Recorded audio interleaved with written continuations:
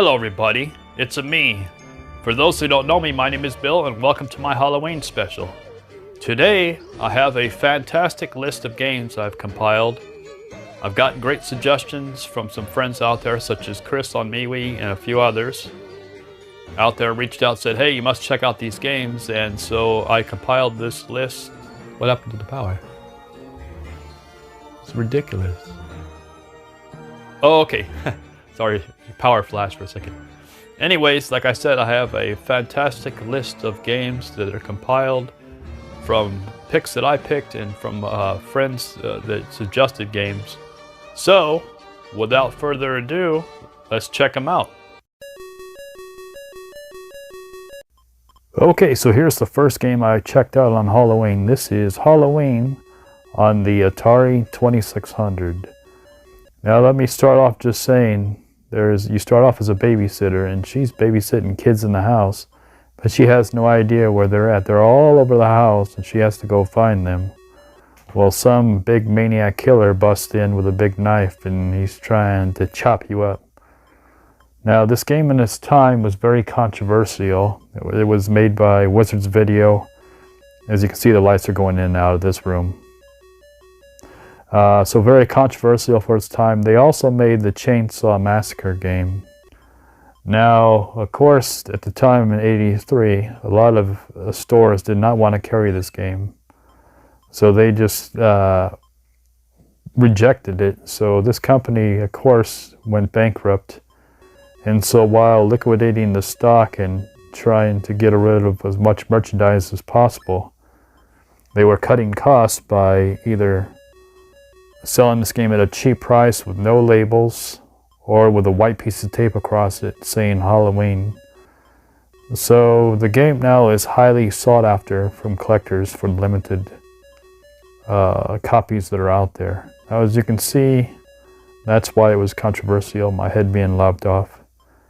But I can tell you, the worst thing of this game is really not the gameplay, it's the music, the Halloween theme going over and over. That's all it does. It's just, that's what really haunts me in the game. It's not a scary game, it's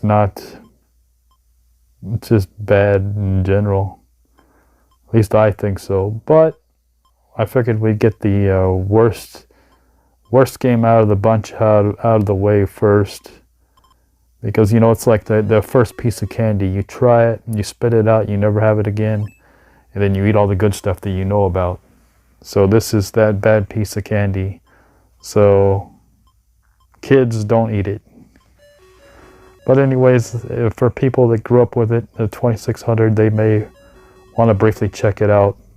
I checked it out for about just 3 minutes. 3 minutes, and that was enough for me. 3 minutes of the music, and just hearing it drives me a little crazy. But as you see, I just picked up a knife. Now you do get a chance to stab back once at the attacker, but it's very hard to pull off. I kept doing it and he would usually just do that to me. So this is definitely the trick, not the treat of Halloween. So on to the next. Splatterhouse.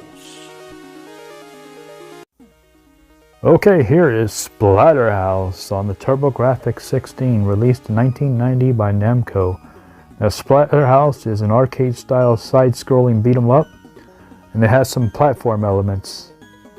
You control a kid named Rick, who went into this mansion with his girlfriend Jennifer, and something happened, and he was killed and taken down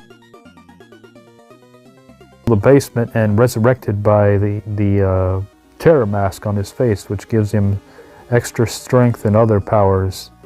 Now, as you can see, you get some cool weapons, especially the 2x4, which is the most memorable weapon in the game. And every time you hit monsters, they like to go splat everywhere. Now, as you work your way through, like I said, you're trying to rescue Jennifer. You find many different items. As you can see, the monsters are extra disgusting, and they spit all kinds of things at you, or they look disgusting. And we even got hanging piñatas, the Halloween piñatas. And as you can see, everything splatters against walls or splats all over the place.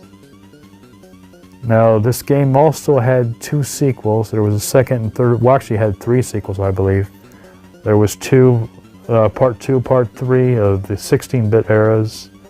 And then there was one on the, I want to say PlayStation 3, Xbox 360, which was full 3D. Now in this game here, you do fight some, like I said, you fight some really cool end bosses. They really did a good job with the graphics and kept the monsters interesting, the levels interesting. You get some cool items.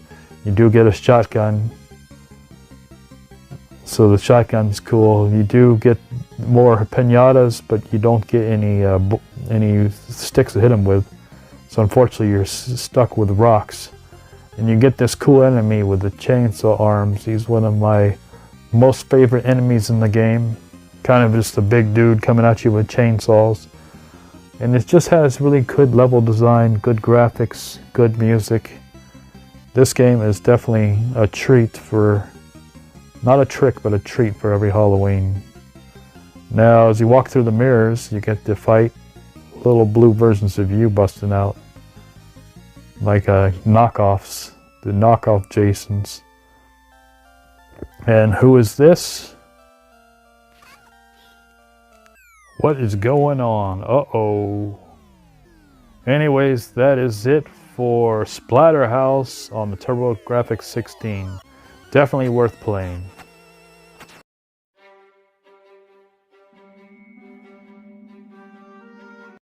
Here is the third game on the list. This is Costume Quest on the Xbox 360, also released on the PS3, iOS, and Android, I believe. This was released in 2010 by Double Fine Productions, and it's a fantastic game. You either play as Ren or Raymond, depending on who you choose, and your parents will make you go trick-or-treating together. So she'll put either one of you in charge. So I took Ren this time, so I'm in charge of Raymond. Now Raymond is dressed up like a big candy corn, while she is dressed up like a robot. So you go around collecting as much candy as possible, and as you go trick-or-treating to each house, one of the houses you run into the goblin. Now goblins are out to collect as much candy as possible on trick-or-treat. So he sees Raymond there and he thinks he's a big piece of candy. So he runs off with him, and you have to go back and get your brother back before you get busted for not watching him. So it's really fun. Like I said, my friend Chris is the one who told me about this game. I knew nothing about it. But it's basically a party role-playing game. So it's got your turn-based battles, you collect power-ups, you buy things, get costume parts, and you get more cool powers and things as you level up. And you can switch costumes in the game. Now, I must say I really like this game a lot. It's definitely a treat for Halloween. It's fantastic. It's got funny humor. It's got that funny childhood where kids don't get along kind of humor. Kind of reminds me of the movie Goonies of all things. It's just got this whole adventure of these kids, or of this kid trying to rescue her brother or sister, depending on who you're playing. And lots of humor along the way, and party members you pick up, power-ups, costumes. It's got the full RPG elements full of charm. Definitely a breath of fresh air, and I haven't played anything quite like it in a long time, so I'm really enjoying it. And as you can see, you can play, right now I've unlocked 2 costumes, and I've got a knight I could switch into and it gets certain powers, or I can play as the robot and it gets certain powers. And it's got this turn-based RPG elements to it. The knight gets a holy shield that gives an extra armor. The robot gets, of course, the extra attacks and things. And it's just full of wit, and I can't wait to go back and play it. And you get these cool little bonus games too. I found the bobbing for apples, and once you complete it, you get stuff for your character. This game is on the Xbox 360, but it is also on the PlayStation 3 and on the Windows, so check it out. So what'd you guys think of the game so far? I really like Costume Quest. That was a suggestion that was given to me from my friend Chris, and I have to say I really like it. I like the imagination between the kids, the interactions they have, with a little bit of comedy between the bullies of the school and so on, and the different powers you get with the costumes. So, without further ado, let's check out the rest of these games.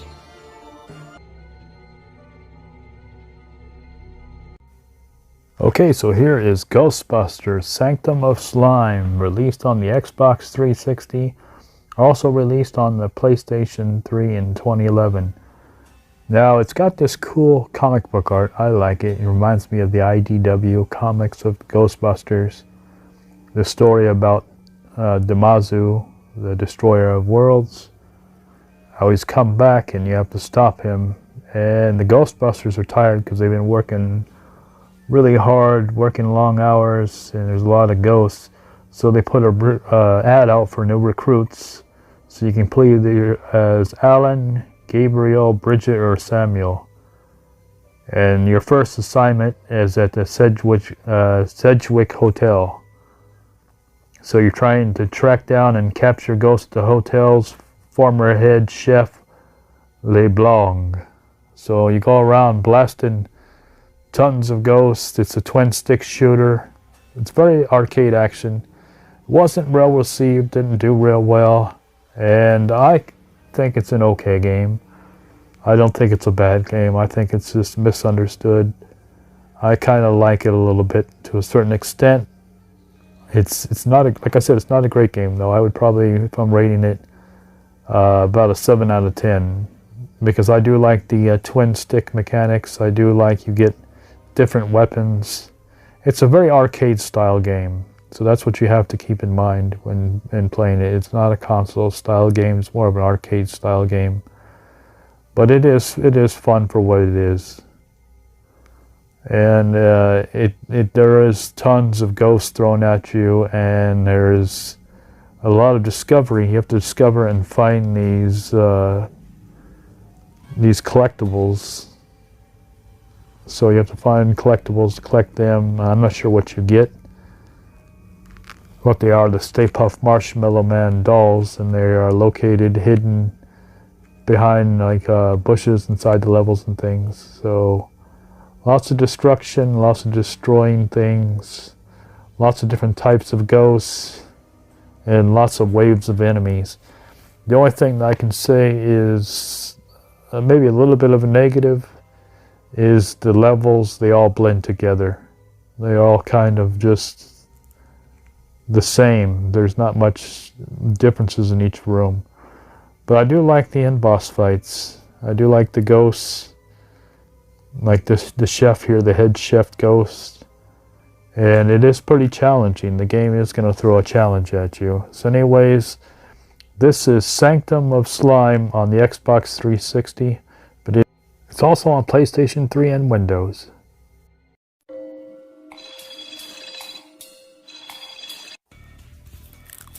Here's a perfect fighting game for Halloween. Vampire Chronicles for Matching Service was released in Japan in 2000 by Capcom on the Sega Dreamcast. In the West, we know the game as Darkstalkers. Vampire Chronicles, or Darkstalkers, was created to be the next big thing along the well-selling Street Fighter II. Capcom at the time wanted to use the Universal monsters, but couldn't get the licensing, so they went with a more anime-style monster feel to it. Vampire Chronicles for Matching Service has a total of 18 characters and 3 hidden ones. This game has an extremely low print run and was only available through mail order.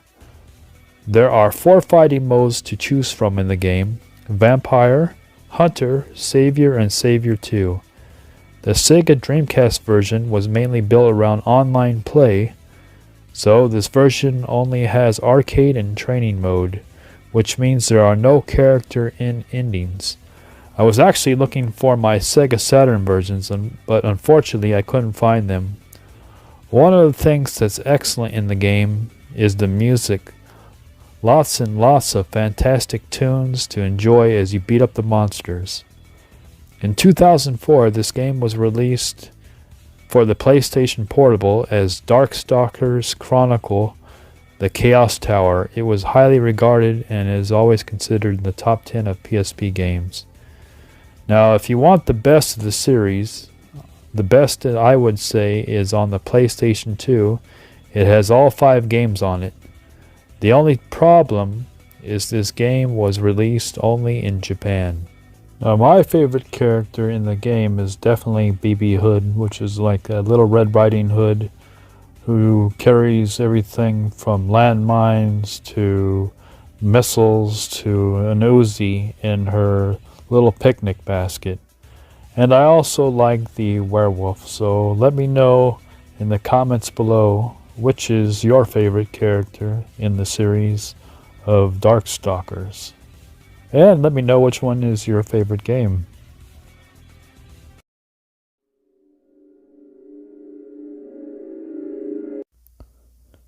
Into the Dead 2 is a first-person shooter released on the Nintendo Switch by Versus Evil.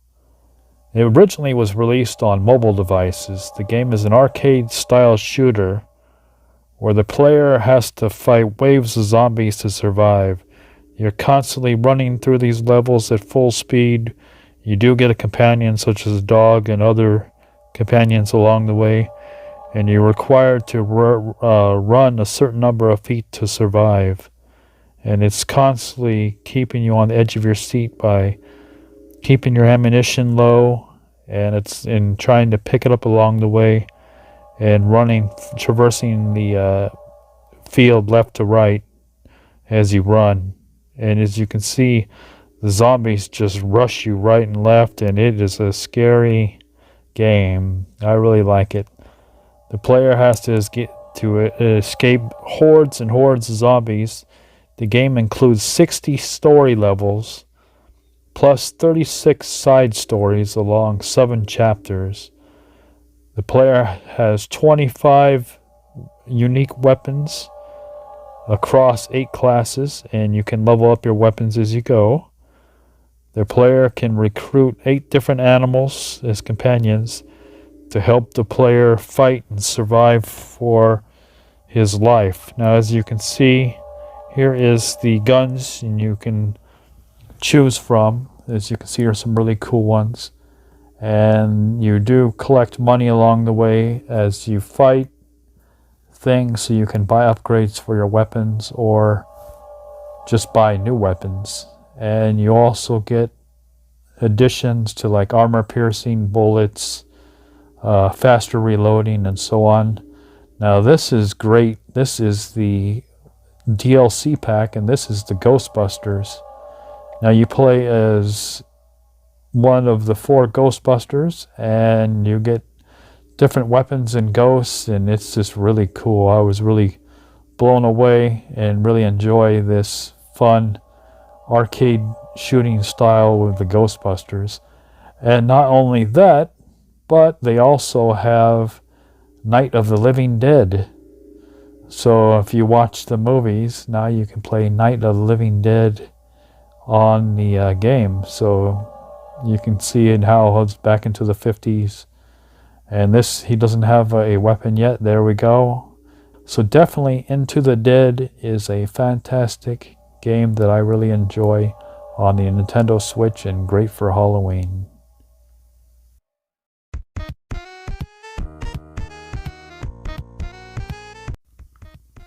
You can't have Halloween without Zombies Ate My Neighbors.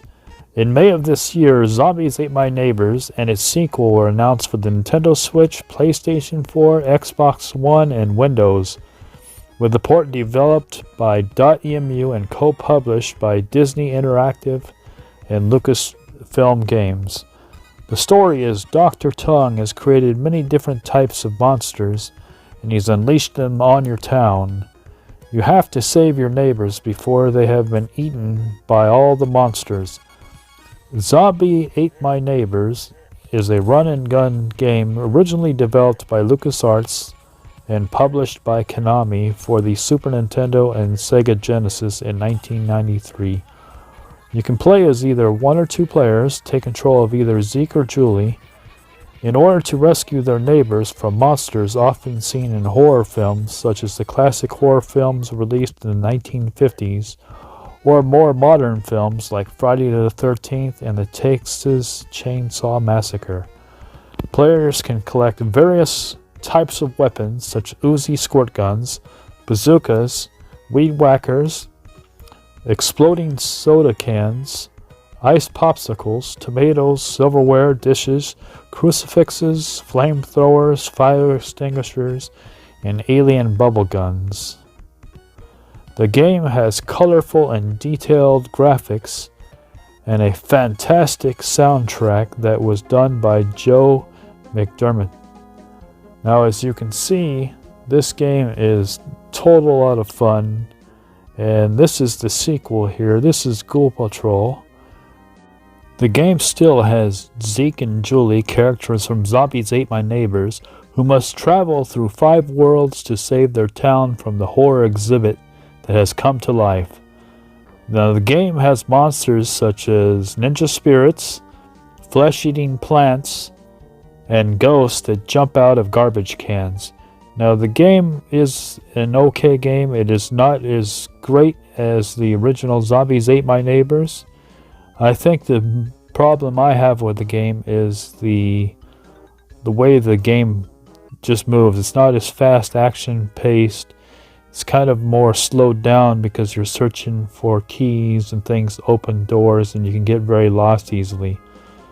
But you do get to do transformations such as this, turning it into the Grim Reaper, running around slashing things with your sickle, which is pretty cool. So there are some cool things in it, but overall the pacing is just not as action-paced as the original.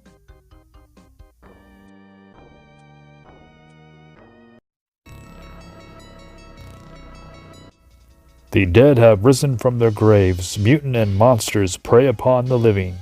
3 monster hunters have joined forces to fight against evil and put a stop to it for good. Night Slashers is a beat-em-up arcade game released in 1993 by Data East. Night Slashers plays a lot like games like Final Fight and Streets of Rage with plenty of monsters to fight. In the game, you can play up to 3 players: Jake Hunter, an American monster hunter with cybernetic arms; Christopher Smith, an English vampire hunter with martial arts; and Hua Hong Zhao, a Chinese martial artist and proficient with mystic arts. Players fight through hordes of attacking zombies and mutants, as well as other monsters, such as elementals and werewolves. The bosses in the game include monsters such as a mummy, a golem, a mad scientist, Frankenstein, a Count Dracula, and others such as the Grim Reaper.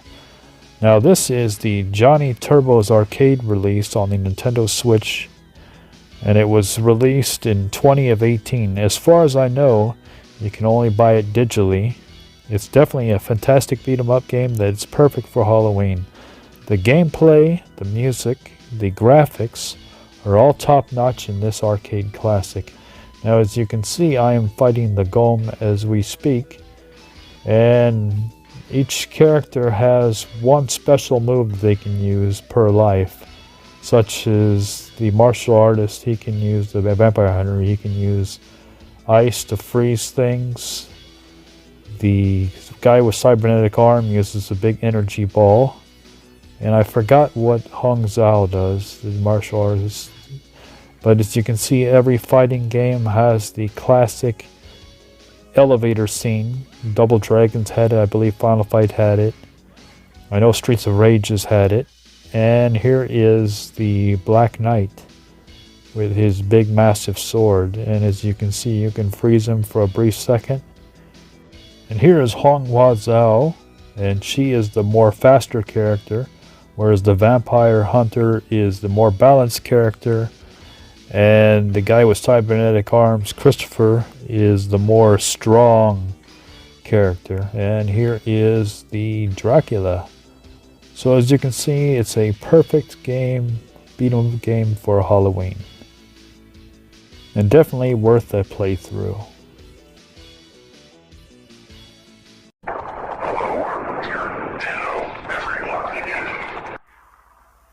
This game, Oxenfree, was an awesome recommendation from my friend Chris. I briefly heard about it in the past, but knew very little about it.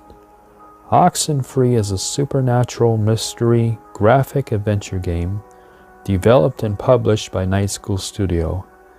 It was released for the Nintendo Switch in 2017, but is also on the Xbox One, PlayStation 4, iOS, Android, Windows, and Linux.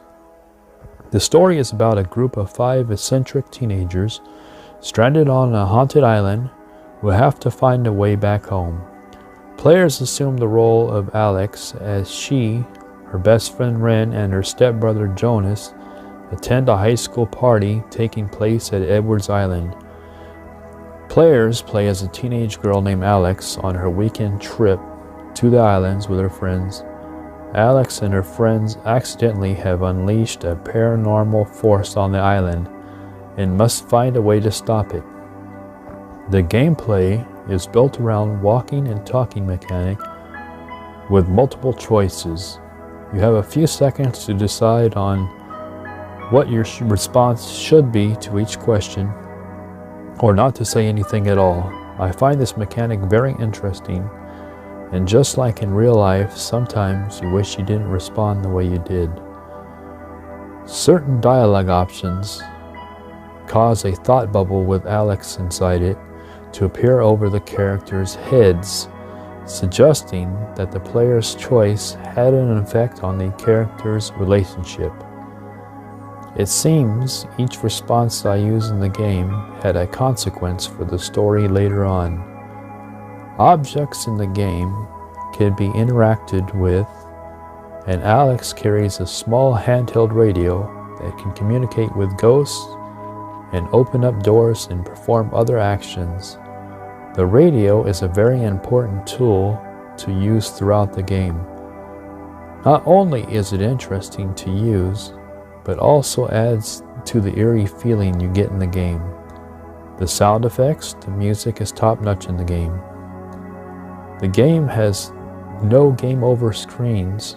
Rather, the player's choices and relationships with the characters determine which of several possible endings the player receives. As you can see, the game is full of gorgeous landscapes and very well-written story with many possibilities depending on how you build relationships with your friends on the island. I gotta say once again, thanks to Chris for telling me about this game. I'll definitely finish it soon. Now, as you can see, I've been playing for quite a while, and this is one game I'm definitely gonna finish this Halloween. And it's a very interesting game. Like I said, the sound effects that you can't really hear because of my video editing, but the sound effects really affect the eerie feeling of this game.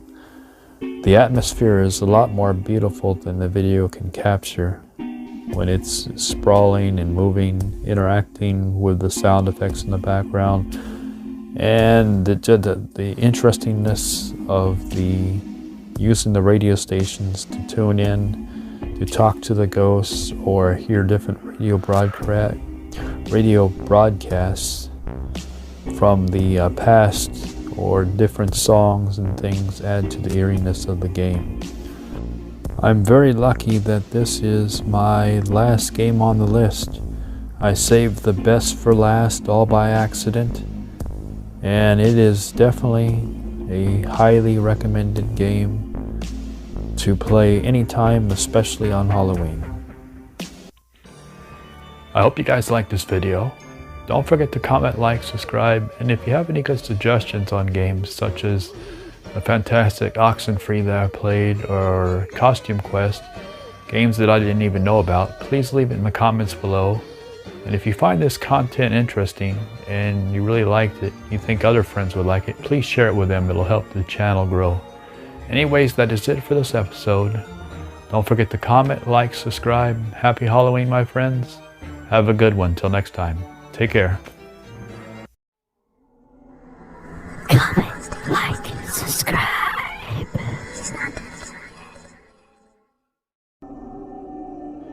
Why did you let him kill me?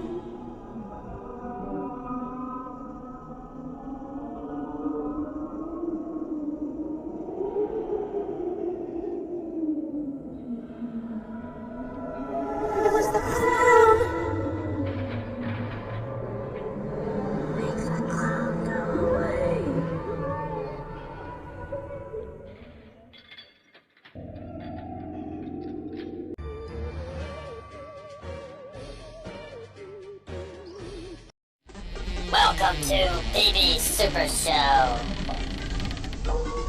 Nintendo news, let's playthroughs, and other stuff that you can use. Let's get this party started.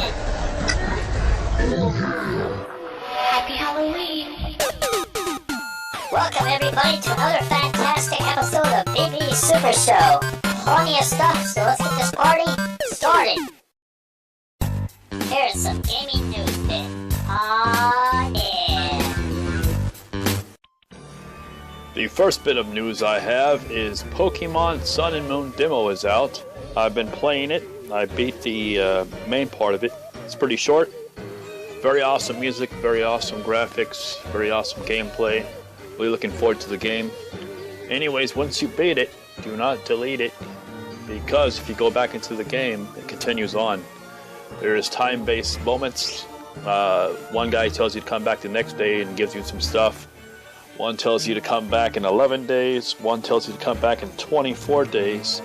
So it keeps you checking in on the game to collect some more items that you can transfer to the full game when it comes out. So very awesome. I thought it was going to be a quiet week in the news, and then Nintendo dropped the news last night of the Nintendo Switch, their new system, formerly the codename NX. So fantastic system. As you can see, it looks very nice. Very nice colors. I like the flat black kind of color, not glossy. So we can see here she's playing a new Mario Brothers, Super Mario Brothers. It's like a Mario 64. Controller is very cool. You can put it together, so you can make it sort of like a full controller by snapping it together, or you can take it apart and put it on your tablet and play it on the go. You can see there she is playing Elder Scrolls. Legend of Zelda Breath of the Wild, we get to see a screenshot of a new boss. A boss from a previous game. I think it's Link's Awakening, if I'm correct. Correct me if I'm wrong. Very cool. It has got a headphone jack, Apple. And it's got this cool little folding stand. My first tablet, an Arcos 101, had that kind of stand. I love that stand. I still miss it on all my tablets. As you can see, it looks very nice sitting there. You just dock it in and just slide it right in there, and you can play it on your TV. Take the controllers apart. You got two controllers, one for you and one for your buddy. Play two players. You can slide it back onto the tablet and play yourself. And it looks like you can play it wirelessly, so you can play if you have buddies who have the game. It's very easily. You can just set it down, it'll automatically connect and wirelessly, and you can play multiplayer with a bunch of people in a room. So if each one of you have a Switch, you can play each other. We did see some games like Splatoon, Mario Kart, but they had new items or new characters in them, or new levels. So it looks like they are bringing the games back out, but with a bunch of new content. And this game is going to be very friendly on playing games on the go with your friends and buddies and welcoming that. So here we again see it docked to the little docking station TV. There it is. It looks so nice. It just looks very high-tech and up-to-date compared to a lot of the stuff they've been doing in the past. It's very thin, as we can see. We don't know what the battery life is yet, but they're focusing on home console first. There is a shot of the new Mario game. Quick screenshot, looks like Mario 64 sort of game. And that is it. Pretty much everything that I know about it so far. We know it does take cartridges. Cartridges did look a little different than the cartridges we have seen on our 3DS and so on. So it probably uses its own special cartridges. We don't know any details yet. We know that it's got a cool little kickstand, as you can see. What else do we know? We know that it looks like it's very friendly, as in taking it apart and playing multiplayer. So very cool. I think his thing is going to be fantastic. Controllers look cool, slide in and out easily, and the way you hold it looks a little small, but I think you can easily get used to it. As in when you're playing it, taking it apart, playing it sideways, playing with players. Anyways, that is it for this week in gaming news. So let's continue on with the show. We'll be right back after these messages.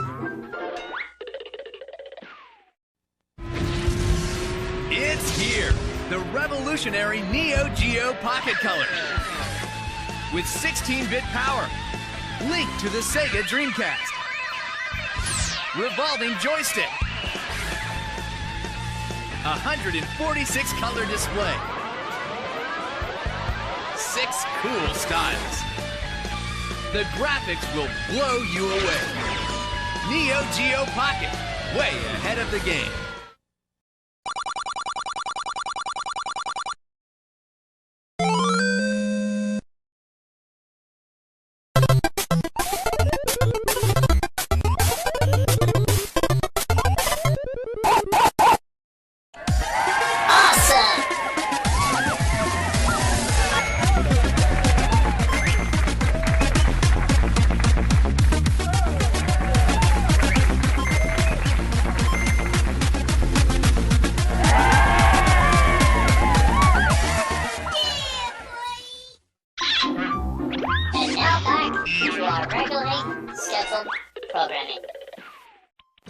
SNK vs. Capcom, the match of the millennium on the Geo Pocket Color.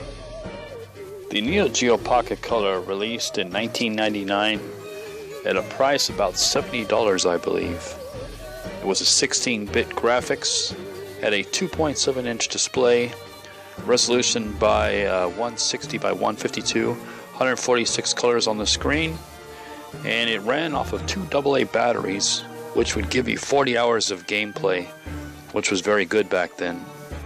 The Geo Pocket Color had a very successful launch, and it had one of the biggest launch games in history at the time of 14 launch titles. But the problem was it was going against Nintendo, and Nintendo at the time had Pokemon franchise just hit the markets, and there was big Pokemon craze. And on the horizon was the 32-bit Game Boy Advance for the next year after. So from the strong competition between Nintendo and Bandai's WonderSwan in Japan, it led to a decline in sales in both of the regions. And SNK at the time was also having financial troubles from a year previously. And eventually, unfortunately, the company collapsed and was purchased by a pachinko company, an American pachinko company named Aruz, in January of 2000. Now, one of the fantastic games, and probably the best game on the system, in my opinion, is this SNK vs. Capcom Match of the Millennium. It just runs fantastic, and as you can see in the background, they did a beautiful job with the animations. You can see like signs moving things, little bats flying, or birds, we're going to call those, in the background on Ryu's level. And the graphics look really impressive for back then.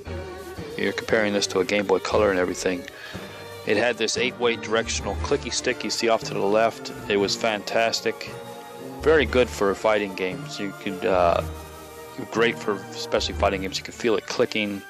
It was one of the best little joysticks ever, in my opinion, on a handheld. Very simple buttons, A and B, and that was it. And also had some built-in software. So if you didn't have a cartridge in and you turned it on, you got a calendar, you got a horoscope, and I believe you got an alarm clock is what the third thing was. I haven't turned it on in a while. I've done that part of it. But I remember the horoscope.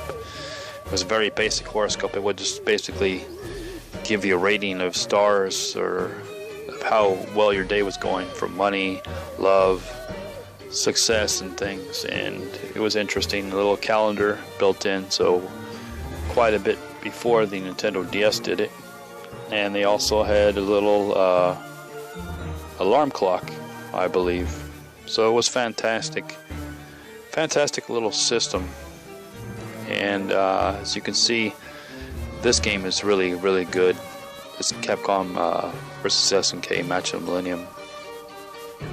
And that's my favorite character right there. As you see, Kanemaru, if I pronounce his name right. And it just everything about it, it just looks very good. Music's good. The graphics on all SNK always stand out over the years. Everything from their old MVS, AVS, systems and arcade games to this Neo Geo Pocket Color. The disadvantages of the system, unfortunately, was it wasn't backlit. So you would have to just get perfect lighting and everything all the time. It had this mirrored background, which is really nice, but unfortunately, since it was a mirrored background, it also picked up reflections a lot. And I noticed the screen would scratch pretty easily. So there's quite a few people who scratch screens out there. Eventually, people found a way to install front-lit screens, and I think backlit screens also. One of my friends does that, Cliff, so he knows how to do all that stuff. I never had one, but I would love to have a front-lit or a backlit screen on my Neo Geo Pocket Color. It makes things much easier to see. I would always use a little warm light. Now this is King of Fighters Round 2. Another fantastic game. They had quite a few fighting games that were fantastic on the system. Gals Fighters, another one. Last Blade. They have quite a few of these games. I only covered 2 of them. I'll cover more in the future. But as you see, the graphics, of course, stand out again. And music, everything. It's a really fantastic system.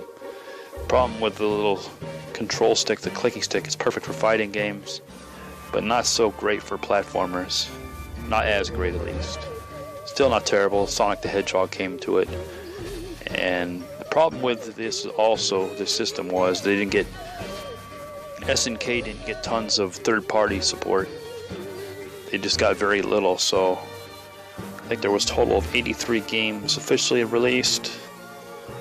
And this, between the no third-party support, them having financial troubles, and them going against the big Nintendo, and also the WonderSwan in Japan, it just took a chunk out of their business, and they were already having financial troubles, so they just couldn't hold it any longer, and eventually pulled out of the market. So this lasted in Japan on the market for 2 years. In America, we had it for 10 months, and I didn't get mine, unfortunately, till after it went out, basically, and they started selling it at a discount. I think I bought it for about $60, and it came with about 5 games in time. And I picked up quite a few games afterward for this thing. I picked up Metal Slug 1 and 2, a bunch of different fighting games, Dive Alert. There's quite a few. Dive Alert's an RPG. Quite a few fantastic little games for the system. And you definitely can pick it up cheap. It's definitely worth picking up and owning one.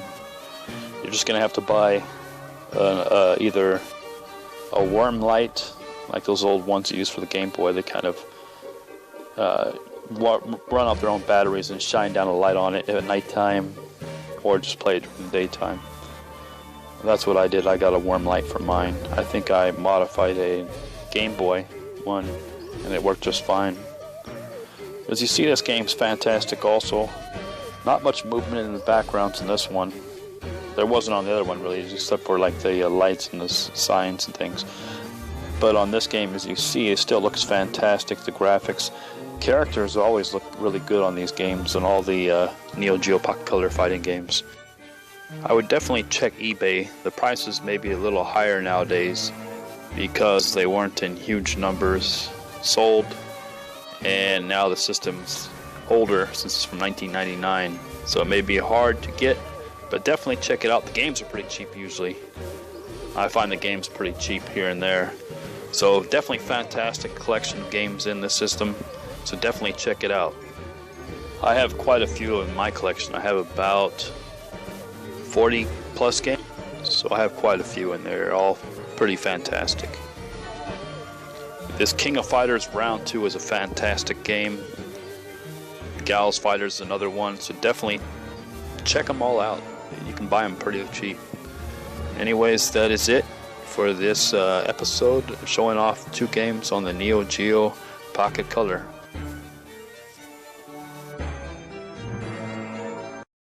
We'll be right back after these messages.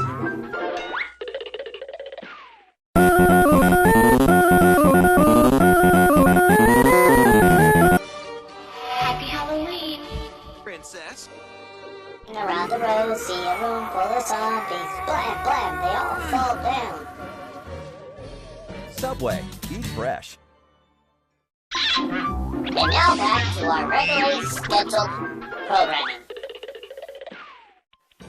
A few games you should play this Halloween. The Simpsons Night of the Living Treehouse of Horror.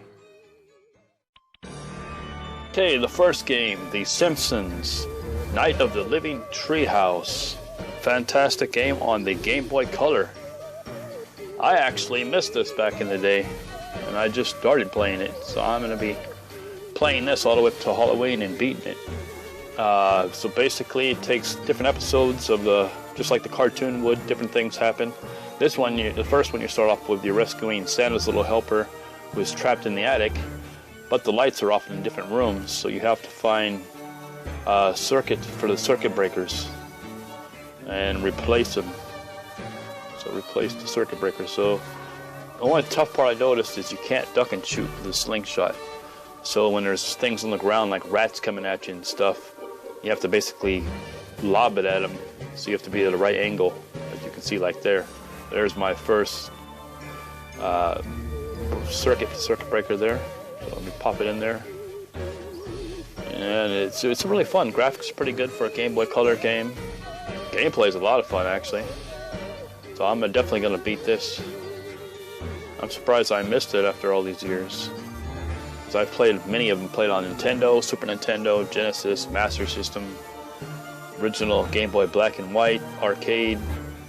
What else I'm forgetting? The Simpsons game on, I played it pretty much. You see spray painted on the back wall, El Barto. From the cartoons. They did a good job capturing everything. There's a rat. No, see, I lobbed it just right. Because I can't duck and shoot. You gotta watch out for those little dripping pipes of toxic water. There's the toxic fish. I think it's 3 items, if I'm correct. I just got hit with toxic water. So as you see, fantastic game. Graphics look good. The music's good. Plays a little Simpson theme song, basically. And they did a good job of everything, capturing the game. The gameplay is where it excels in, I think. Did a good job. It's actually better than a lot of the other Simpson games I played in the past. The best of all of them, of course, is the arcade, but this one's pretty good. A little platformer, finding all the circuit breakers, grabbing keys to get out of there and open up different doors. So this is definitely a fun game to play on this Halloween. This is my first game on the list. So definitely check it out if you'd like it, I think. This is The Simpsons Night of the Living Treehouse. Now let's get on with the second game on my Halloween list.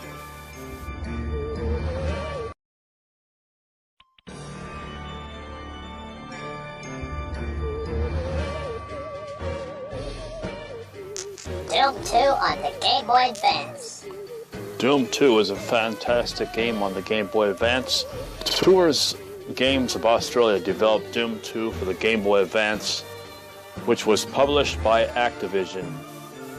The game does not use the original engine for the original Doom, but runs a custom engine called Southpaw, and a bunch of other shooters on the Game Boy Advance used the same engine, so it was built off of that. All maps and monsters are present, including the Wolfenstein secret maps and the Wolfenstein SS enemy. The demons were given an original death sound, the original status bar was used, and the shotgun animation was changed, some bullets was changed, the way it fires, they had to change some things, but it runs a lot better off of this custom we call it engine for the Game Boy Advance, which is called the Southpaw. As you can see, the graphics took a boost up from the original one, if you played the original. Quite a few new custom maps, a lot of fun, sound effects is good, runs really good, and it's really challenging, especially if you put it on a mode like I did, where I'm asking for death. But Doom is a fun game. Doom 2 is a fun game to play on Halloween. Nothing's better than fighting demons with the trusty shotguns, a handgun, grenades, whatever else. They have miniguns. So a lot of fun. I remember playing tons of this game on the PlayStation 1 with buddies, and then when it came to the Game Boy Advance, I got the first one and then eventually got the second. A lot of fun. Also Wolfenstein's on there. So all those games are really fun for those old-timers like me who played it on PC. But as you can see, it looks great, runs smooth. Can't hear the sounds, but sounds are great and very challenging. It takes a little bit getting used to the way you move around. I haven't found all the secrets. I missed out again. I haven't found them all on this level. I have to search every little crevice and every wall, push on it, and hopefully something opens up. As you can see, when you put it on this mode, this challenging, you get all kinds of demons with shotguns and ready to do some damage. Let me see here, blasting. See, it takes a little getting used to shooting them, aiming at them, but yeah, I'm getting used to it. Just like getting back on riding a bike. Grab some potions here, and it actually looks a lot better than what you guys are seeing. It's blown up and the resolution's off, but if you're looking at the screen of on the Game Boy Advance, it looks pretty good on the smaller screen. Okay, and you see, they don't open up the door like Wolfenstein does. So I got a blast to open up the door and then blast them. So as you can see, it looks overall looks really good though. I'm glad he's behind bars. I'll shoot through the bars. I ain't opening that up. Not that power, dude. There's flak vest on. Okay, I can use a shotgun. Let me open up this. Grab a little shotgun action. Better flip a switch. There we go. And as you can see how it blasts a little different. The shotgun compared to the first one. The first one shot more like a fan effect, I believe. I haven't played in a while, but I believe it shot like a fan effect. It really shoots more like an up and down. I haven't found a minigun, unfortunately, to show it off. He was blasting me, I didn't even see him. Get some health back. As you can see, it looks good overall, and it's a great game for Halloween. Actually, some of these grainy games,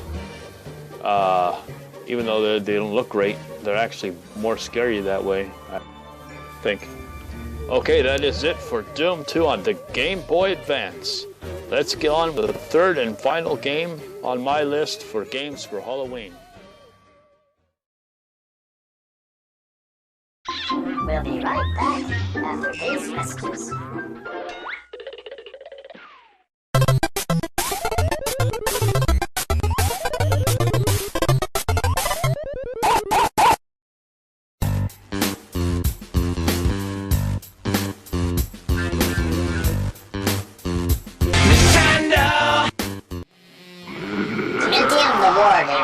Kid game.